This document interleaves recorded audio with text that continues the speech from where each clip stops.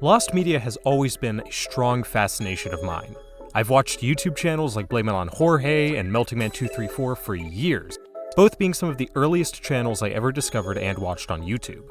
Whether it was missing or scrapped content from franchises I was already madly in love with, or stuff I had never heard of and was incredibly interested to experience, further fueled by the notion that I possibly never could give them a try. I was hooked onto the concept of lost media, and it's something I still find great interest in to this day. Fast forward about over a decade now, and it's been bewildering to see the discoveries made by the now community formed around and dedicated to lost media. Seeing things that were near mythical to me when I was younger, now found and publicly accessible, is almost magical. Stuff like the Wicked Witch segments from Sesame Street, the Sega Genesis Sonic the Hedgehog prototypes, and the McDonald's Nintendo DS game, all now available to experience for myself firsthand, is incredible. And even just getting definitive answers on things that ultimately never existed, such as A Day with SpongeBob SquarePants, is also an incredible achievement in its own right. The lost media community has done and will continue to do amazing work with preserving these rare and lost pieces of history, and I will always be looking forward to whatever is found next. However, and hopefully not to sound too egotistical here, for as absolutely groundbreaking and important as all previously mentioned discoveries and many more are, there haven't been too many cases of solved or found lost media that have personally meant a lot to me. The Sonic prototypes and the McDonald's Nintendo DS game come close, but there's still a handful of cases I'd love to see further explored and perhaps even closed one day. I guess you could almost call this video somewhat of a wish list for lost media I want to see solved, but I promise it's nothing that's been covered extensively. I'll be avoiding much larger and currently ongoing lost media searches, such as the JTK image source, in this video. My focus today will be on less covered pieces, on the more obscure side, including one that I really can't find anything online about at all. With that being said, here is a collection of lost media that's really personal to me. If you happen to know the brief history of my YouTube channel here, you'd know I've always been a big fan of monster trucks, and specifically Monster Jam. And specifically from it all, I've always been the most fixated on the toys and video games the most. And one case of lost media comes from one of the earliest monster truck video games, or at least one of the earliest. It features Gravedigger and other big names. This is Monster Truck Wars. Monster Truck Wars is a game based on the TV series Monster Wars, which I really don't know a lot about it. I haven't watched the TV series, but the game itself is a top-down racing game, similar to Micro Machines. You take control of a handful of licensed trucks, such as Gravedigger, Predator, Equalizer, and more as you race across various stadiums and events, upgrading and repairing your truck with your winnings. Very basic, and not too good, really. I get bored with it easily. At least, that's the version that was released. The game was released in 1994 for the original Game Boy and Sega Game Gear. However, it was planned to also release on the Sega Genesis and Super Nintendo. While we have never seen the Sega Genesis version besides its box art mock-up, the Super Nintendo version did seem to exist in some state, and had been shown off in both magazines and the 1994 CES convention. Looking at these screenshots and the demo shown at CES, it's honestly impressive with these 3D visuals. And with this being 1994, 2 years before Monster Truck Madness came out on PC, it could have been the very first 3D monster truck game. But definitely with an asterisk there, I'm not certain. Regardless, it would have been a huge step forward for this subgenre in racing games, and one I've always wanted to see preserved and playable at some point. However, this demo shown at CES, or any kind of prototype, has never surfaced in any way publicly, which sucks. I would really love to be able to play this one day for myself. Another topic in monster truck video games would be that of the cut and unused content of Monster 4x4 Masters of Metal, one of my personal favorite games ever. For as lame as that sounds. Monster 4x4 is a 2003 game released on both the PlayStation 2 and Nintendo GameCube, featuring a lineup of trucks that competed in Monster Jam at that time. It's quite a big roster of trucks, but at one time it was going to be even bigger. Review screenshots from GameSpot and IGN showcase 2 removed trucks from the game, Bounty Hunter and Scarlet Bandit. Bounty Hunter even appearing in a few gameplay clips uploaded to IGN's YouTube channel. If you search even further, you'll find screenshots showing more unused trucks, such as Thrasher and the Incredible Hulk. All of these trucks seem to have been removed very late into the game's development. These review copies with them still exist, and also so many of their data still exists in the game's files. On top of the previously mentioned trucks, data in the game also exists for Spider-Man, Wolverine, Bustin' Loose, and Wild Thing, with varying amount of data left over for all of these trucks. So why were they removed? I don't know, licensing issues? Regardless of reason, there's clearly a version with some or even all of these trucks playable in some way. It just isn't available in any way. I remember a rumor a few years ago that if you ordered the game from a specific games retailer, that you'd get a version of the game with them playable. Or if you got the Japanese version, they'd be available. Neither of these seem to be the case at all in the research I've done. They're just kinda funny now. Though I say this is lost media, it kinda isn't anymore. About 2 years ago, this user on the Monster Trucks wiki, Old Boy Jenkins, seems to have been the first to discover that using a hex editor, you can actually swap what trucks appear in the game, including the unused trucks. Check it out, this is footage I recorded in 2025. The only trucks that don't appear to be playable are Bustin' Loose and Wild Thing, but all the other trucks are playable with this method. The PS2 version has the data for all of the cut trucks, but the GameCube version is missing Spider-Man and Wolverine. As awesome as this is, it isn't perfect. As mentioned, this method swaps out the trucks from the final game's roster, meaning you can't have access to the full lineup at one time with this. On top of that, there's no presentation for the trucks via this method. They still appear as whatever truck they were originally in the select screen, their name and their icons are still displayed as the original truck, and the announcer still dubs them by whatever they were before the swap. Their names appearing correctly here in the footage is something extra I did via hex editing, along with a few other things. I might do a follow-up video tutorial showcasing in-depth how to do this with both the PlayStation 2 and GameCube versions of the game, since information is scant. But regardless, it's not ideal. What would be ideal is someone more skilled creating a more polished mod, where every truck is accessible at once, or this early version or demo being archived online in some way. Hopefully one day we'll have either of those happen.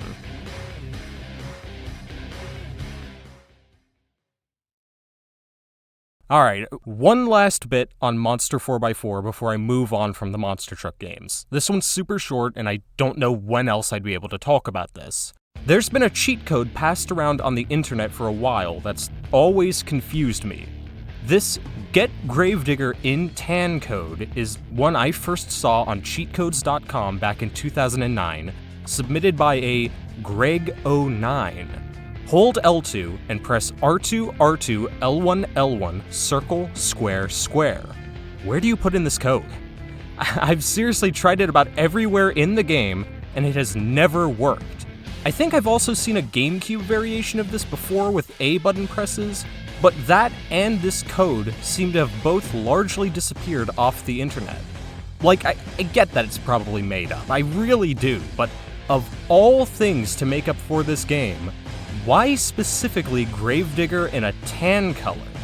It's just always stuck with me for being so weird, and being the only cheat code anyone has ever tried to pass off for this game. And it's probably fake. I don't know, here's an artist's rendition. Probably would have looked something like this, some kind of untextured mess. I'm moving on from the Monster Truck games now. Okay, this section will be shorter as there's way less evidence for this topic. In fact, it may even be a hoax. But the idea is so fascinating to me that I still want to talk about it regardless.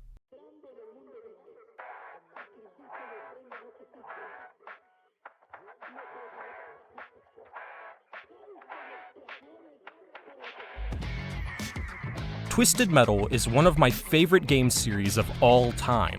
I've played every single game and love all of them. Yes, even 3, even 4, and even Small Brawl I like. But my favorite in the series has always been Twisted Metal Head-On. Originally released in 2005 for the PSP, then later re-released in 2008 for the PlayStation 2 with bonus content, Head-On is this perfect meld of Twisted Metal Black's fast-paced gameplay and handling with Twisted Metal 2's colorful comic book art style and characters. It's a truly great game, if not maybe a little bit redundant, reusing all of Twisted Metal 2's cast and a lot of locations already seen in 2, well, not all of the cast from 2. There's always been a distinctly absent character. Of the 2 boss characters seen in Twisted Metal 2, the only returning one is Darktooth, which reprises its role as the final boss, sorta. The mid-game boss of Twisted Metal 2, and fan-favorite vehicle and character, is Minion, and they are shockingly absent in Head-On, despite every other character from 2 appearing. For those who don't know, Minion first appeared in the first Twisted Metal game as the final boss. He is a demon from hell who drives the tank known as Minion. Yeah, the character and the vehicle have the same name. Don't mind that, just a Twisted Metal thing. Minion's been a reoccurring boss since then, appearing in 2, 3, 4, and Black, but not in Head-On. In their stead, we get this guy, Couldn't hit it. Many fans, for years, have just shrugged this off as a choice made by the devs for something more fresh and original as compared to just using Minion again. Whether or not that was a good choice is for interpretation, but it does come off as especially odd in a game with every other vehicle from 2 returning just to have one missing, especially one that, by this point, was one of the most popular in the series. Well, things may have been initially planned differently for the game. Supposedly, concept mock-up art exists for Minion in Twisted Metal Head-On, or the better word may be, existed. These mock-ups were hosted on a website called the Twisted Metal Alliance, a fan website dedicated to the Twisted Metal games. The website was huge for the Twisted Metal fanbase, and even the franchise, having a close relationship with the developers behind the games, even to the point where the servers for hosting custom skins for vehicles in the 2012 reboot game were hosted by the Twisted Metal Alliance website. However, at some point, Twisted Metal Alliance, or at least whatever version of it existed at that time, was shut down, leading to a lot of lost content, such as those servers for Twisted Metal 2012, and, as I'm talking about now, possible mock-ups of Minion in Twisted Metal Head-On. Because of TM Alliance's relationship with the developers, I'm not really sure if these mock-ups could have been genuine concept art for Head-On, or if it was some fan work. But whatever the case, I'm sure it must have been really cool. I love the idea of seeing Minion in the style of that game, whether the vehicle or the character. In fact, I thought it was so cool that I asked my friend, Spicy, to draw some art of that, and here you go. Go follow him on Twitter, it's awesome. Now, I will 100% admit, I don't know if this is real or not. The only piece of evidence I can find towards its existence is a mention in the trivia section for Head-On the Twisted Metal Wiki, and that's it. Alright, gotta record an extra update here. As of recently, the Twisted Metal Wiki has removed this piece of trivia from the Head-On page.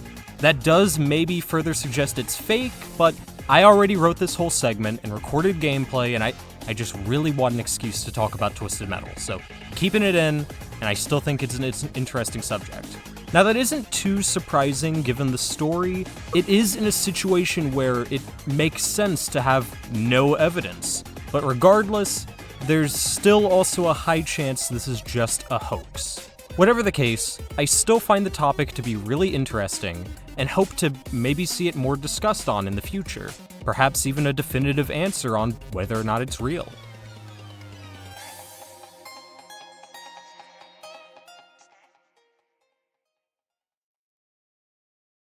Like I said at the beginning of this video, there haven't been too many solved or widely covered pieces of lost media that have meant a lot to me personally. Not before the making of this video, that is. but I'd like to take this penultimate moment to quickly go over the few that actually have been solved that really did hit me personally. In fact, all of these were solved quite recently. All three I'm going to talk about were originally going to be covered in this video, like the other pieces, but because this video took so long to make, they were solved in that time. Yeah, this video has been an idea I've been working on for like a year or two now. I procrastinate a lot. The first one I'd like to talk about, and probably the biggest one, is Jammerlammy Now. Jammerlammy is a game on the PlayStation which released in 1999. It is the second game in the Parappa the Rapper game series, which is seriously one of my favorite all-time game series like ever. I love the characters, I love the art style, and I love the music in these games. One of the biggest mysteries in the franchise's history is that of this thing, an arcade version of Jammerlammy known as Jammerlammy Now. It's got a colorful cabinet, guitar controllers, and very little known information about it online. That is until 2024, when the possibly only surviving cabinet was found and archived. It's crazy. Genuinely, as I started work on this video properly, fully knowing I was going to talk in depth about the Parappa the Rapper games and this cabinet, right as I began work on this person on YouTube, Eric Yaki, found the cabinet and its owner and put out a video talking about it and the preservation efforts behind it. It's awesome. Please go watch that video and all the other ones they uploaded. They cover it more in depth and, of course, show the actual machine and its exclusive content. Still on Parappa, but now talking about crossover content with other games, Little Big Planet, a game series so influential to me, I genuinely cannot begin talking about it in this video alone. I was planning to do a video dedicated to the series, but Chazington did one that covers almost everything I would have covered, so go watch that. Just know they're games where you can make your own games, and that put me on the path I am currently on with my life. But we're not going to talk about its core mechanics and purpose, we're going to be talking about DLC, an ugly word in gaming now, and maybe LBP still isn't the best example of it, but regardless, Little Big Planet has a lot of DLC content. From costumes for your character, to music, to whole level expansion packs with new features to add to the game. While it's still practically microtransactions, I never really found it scummy with how it all felt like it existed to further add to what you could create in your own levels and games. A lot of Little Big Planet's DLC content is that of crossover content. Pirates of the Caribbean, SpongeBob SquarePants, Marvel. Little Big Planet had a bit of everything from everything available, including that from other video games, like MotorStorm, God of War, Thomas Was Alone. But the first game in the series had a lot of unused DLC content listed in its files. BioShock, Final Fantasy, Ratchet & Clank, etc., etc. Most of this content would actually go on to be made real and implemented into the sequel game, Little Big Planet 2. However, one costume would not. A listed Parappa the Rapper costume appears in the files of Little Big Planet, but was never added in any of the games, leaving it a mystery as to what it would have looked like. However, 4 years ago, a prototype of Little Big Planet known as the Deploy build was released to the public. Among the genuine dozens of unused content in the game that answered tons and tons of questions the community had always had, what seems to be an entirely complete version of the Parappa the Rapper costume was found and is usable. This thing is super cute, just a perfect medley of two of my favorite game series ever. I wish this was actually put into any of the final games. I would have totally bought it. In fact, when the servers were still up, you could get this costume in Little Big Planet 3. Some people had modded it into the game and made it publicly accessible, which is insane. Props to those people and their talent. Maybe the funniest thing to me about this costume, the mystery of what it looked like for decades, we technically had the design all this time. Of all places, we see it used in PlayStation All-Stars Battle Royale, where it's used as one of Sackboy's special moves, among other crossover character costumes actually used in Little Big Planet. We just never knew that this was the unused costume design. How it ended up in PlayStation All-Stars is beyond me. Alright, one more solved one before I get to the final big piece of this video. Nicktoons Battle for Volcano Island. I love the Nicktoon games. These 4 specifically, and the overarching story between all of them is just so cool. I wish they would make another one already. Volcano Island has a cheat code menu, and for the past almost 2 decades, no one has ever known a single cheat code for it. There have been these fake cheat codes passed around, but no one has ever known the real ones. But recently, they've been found. I wish I had more info on who found them and when, but it's cheat codes for a 2006 PlayStation 2 game. Finding the initial discoverer of them is a little daunting, but it absolutely was sometime recently in 2024, given people are only just now posting the codes and videos of them. Whoever was the first to find them and share them, major props to you. You are awesome.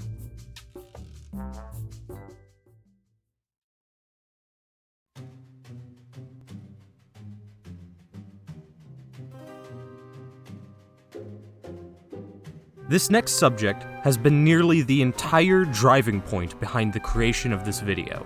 A toy and commercial. A very specific toy and commercial. Both I have been absolutely desperate to find again for almost all of my life. Bear with me here. Unlike the previous entries, where I have even the minimal amount of tangible evidence for them, or at least some kind of sources, I have genuinely almost nothing here. This section is entirely my recollection, some close leads, and some recreational art, trying to recapture what I saw from the best of my memory.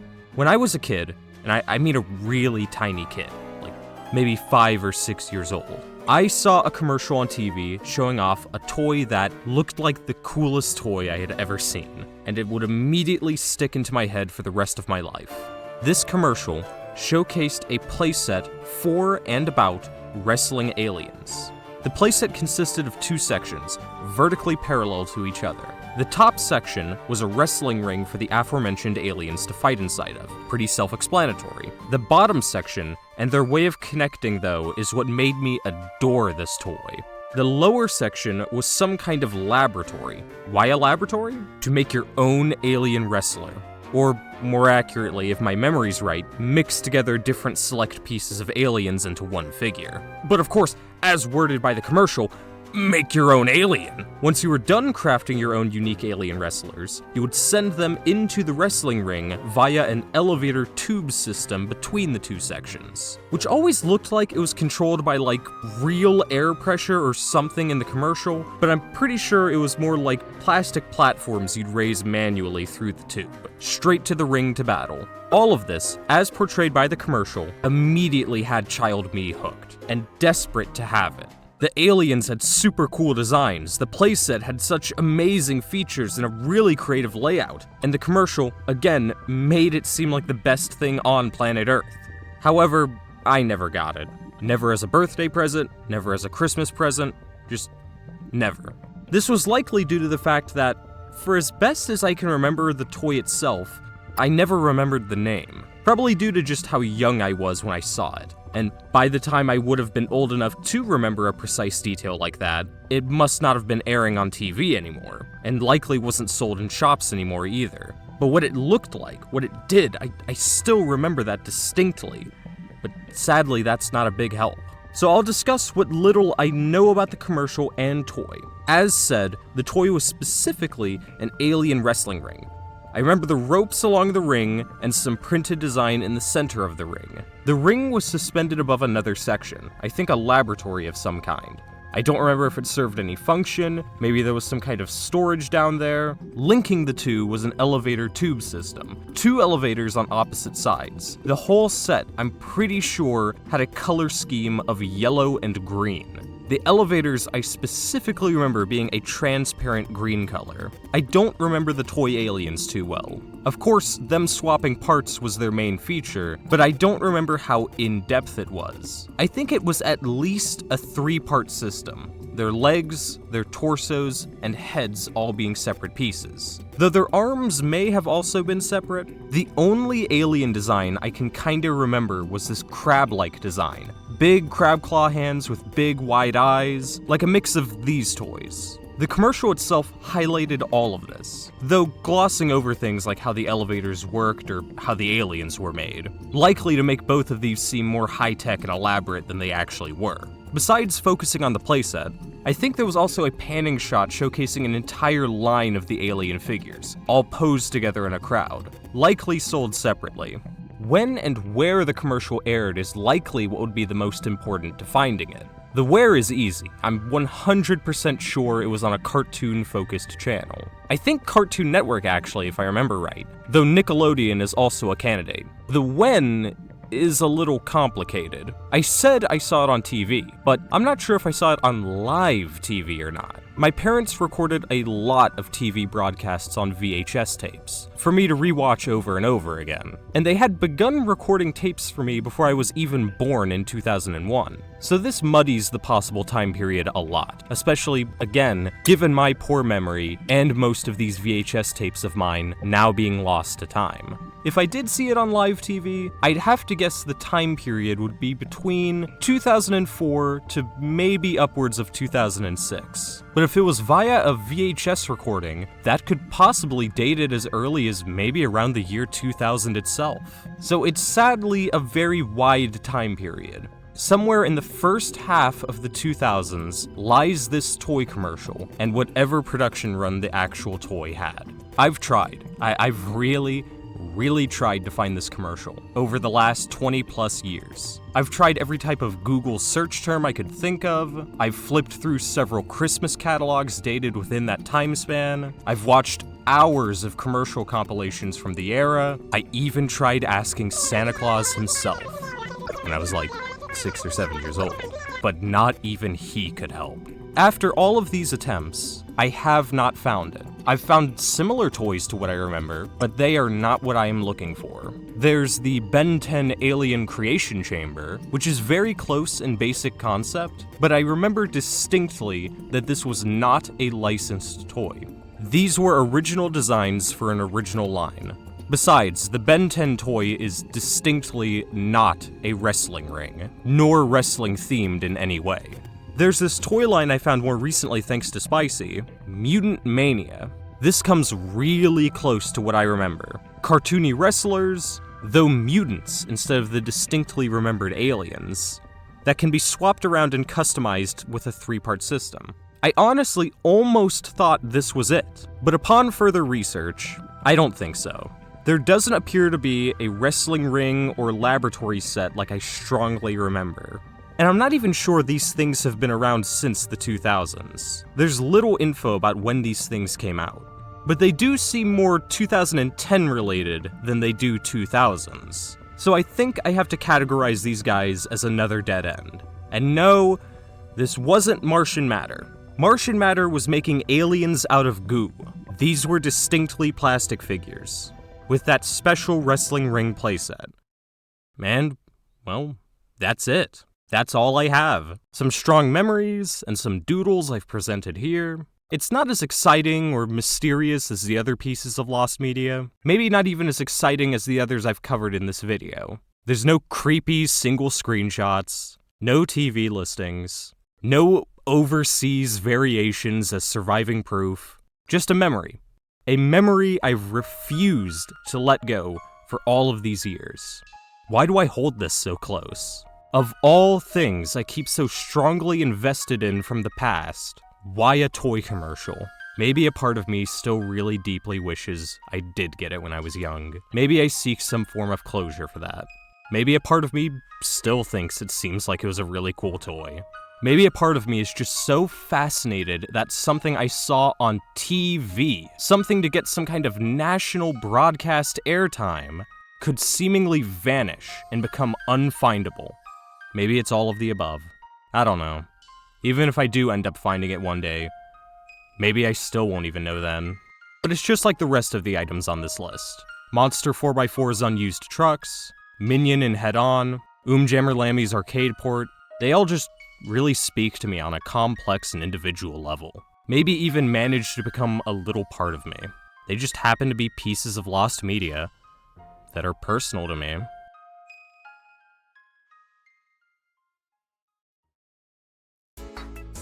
Thank you so much for watching this video. This is an idea I've been working on and off for about 2 years now. In fact, like I said, I was planning on talking about the Jammer Lammy arcade cabinet, but then it was actually found, so it had to just get an honorable mention. If you've watched through this video to the end, genuine bottom of my heart, thank you. I really hope you've enjoyed it. I've really enjoyed the process of making it. If you know any information about the media I've covered today, leave a comment down below, talk about what you know about it, and if you have any kind of evidence or anything tangible about these pieces, please, I urge you, find a way to archive them online. Or if you have any kind of pieces of lost media that you remember and you don't see online talked about at all, talk about that in the comments as well. A big thank you goes out to my close friends who have been incredibly supportive of this video as I've been making it. Then there's Spicy, who did the art for Minion. I still really do appreciate that. I think this art piece is awesome. Again, I urge you, check him out on Twitter. He draws the coolest stuff like all the time. And yeah, I don't know what video I'm gonna make next. Don't expect me to be some kind of lost media channel. I'm interested in like so many different topics and so many different ways to do videos, so the next video is gonna be something probably wildly different if it's not that one about modding Monster 4x4. If that sounds interesting to you at all, maybe subscribe. I would appreciate that. Also, real quick while I have the chance here, this is another piece that I don't really know when else I'd be able to talk about. There's this Flintstones commercial I've been trying to find for years now. It has like these archaeologists like running around in a desert, like, you know, trying to find dinosaur remains, I guess. And eventually they find a Dino plush, Dino, the character from Flintstones, the purple dinosaur. They find a plush toy of him in the sand and they like dust him off. I haven't seen that in years now, and that's another one I really can't find. I also have a feeling it might be a VHS tape thing. I did have Flintstones on VHS. So if you know anything about that, maybe leave a comment about that as well. Again, thank you so much for watching, and I hope to see you again in the future.